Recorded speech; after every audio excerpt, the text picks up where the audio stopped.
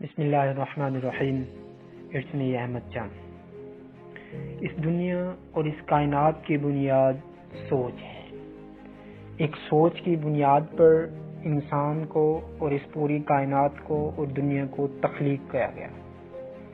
یعنی ہم یوں کہہ سکتے ہیں کہ اس دنیا کا انت اور اس دنیا کی شروعات سوچ ہے.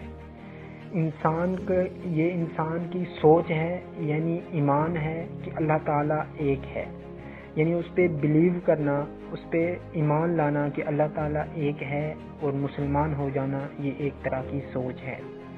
اس کے بعد رفتہ رفتہ اگر ہم چلتے آئیں اس کائنات میں تو زندگی اور دنیا کی عمارت جو ہم کھڑی کرتے ہیں یہ بھی ایک سوچ ہے. یعنی یہ سوچ ہی ہوتی ہے جو انسان کو اپنا آپ دلاتی ہے، جو انسان کو اپنی خودی دلاتی ہے.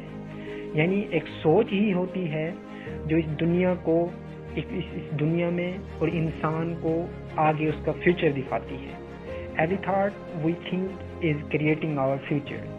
جو ہم سوچتے ہیں ایک اپنے فیوچر کے بارے میں، اپنی زندگی کے بارے میں، وہی ہماری سوچ ہوتی ہے اور وہی ہماری زندگی بن جاتی ہے. یعنی ایک سوچ ہی ہوتی ہے جو قوموں کے مستقبل کو بڑھاتی ہے، مستقبل چینج کرتی ہے.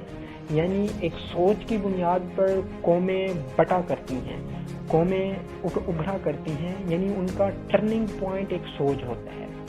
ایک ایسا لیڈر پیدا ہو جو اپنی قوم کی، اپنے معاشرے میں اپنے لوگوں کی، اپنے خاندان کی اور اپنی سوچ تبدیل کرے. یعنی ایک اچھی سوچ والا انسان ہی، پازیٹیو تھنکنگ والا انسان پازیٹیو ہو سکتا ہے اور وہ لوگوں میں ایک اچھی سوچ ابھار سکتا ہے، ایک کام کرنے کو آگے بڑھا سکتا ہے. یہ سوچ کیسے بنے گی؟ یہ سوچ انسان کی پازیٹیو تھنکنگ سے بنے گی.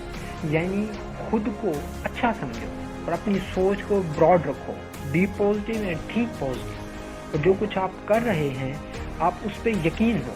آپ کے دل، آپ کا جگرا، آپ کا دل، آپ کا مائنڈ، آپ کی پرسیپشن ایک جگہ پہ ہونی چاہیے. یعنی آپ جس کام کو کرنے کی ٹھان لیں تو اس کے آپ کی سوچ ہونی چاہیے. یعنی جو کام آپ کریں آپ کے مائنڈ سے ہو، اور یہی سوچ ہی ہوتی ہے جو قوموں کو بدلا کرتی ہے.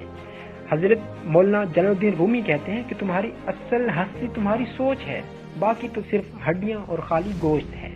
یعنی انسان کی ایک سوچ ہی ہے جو اسے آگے تک لے جاتی ہے اور اسے ایک گمنامی کے اندھیروں سے نکالتی ہے، ایک نا امیدی کے اندھیرے سے نکالتی ہے. یعنی ایک سوچ ہے جو انسان کو کچھ کرنے کا سکھاتی ہے. If you realized you're powerful, how powerful? Your thoughts are you had. Never think a negative thought again.